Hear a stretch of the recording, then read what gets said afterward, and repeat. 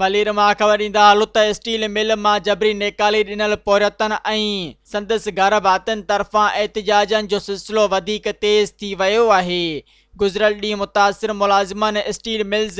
जे मुख्य गेट वटि पहुची दरवाज़ो बंदि करे धरणो हणी इंतिज़ामिया ख़िलाफ़ सख़्त नारेबाज़ी कई ऐं मुतालबो कयो त संदन नौकिरी बंदि पयल स्टील मिल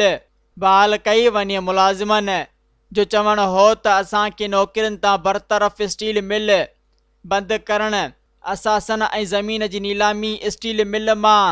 लोह चोरी ख़िलाफ़ मिल जो मुख्य दरवाज़ो ऐं हेड ऑफिस जा दरवाज़ा बंदि करे एहतिजाज करण ते मजबूर थी पिया आहियूं। हुकूमत स्टील मिल ऐं असांखे मुलाज़िमत ते बहाल करे इन लाइ कई त पोरतन जी ग्रैंड अलायंस जे अॻुवाणनि धणी बख़्श समूह, अमजद ज़रदारी, अकबर नारेजो ऐं ॿियनि मीडिया खे ॿुधायो त वफ़ाक़ी हुकूमत ऐं स्टील मिल मुल्क जे वॾे इदारे खे हथ सां तबाह करे छॾियो आहे। हज़ारी पोरतनि जी निकाली,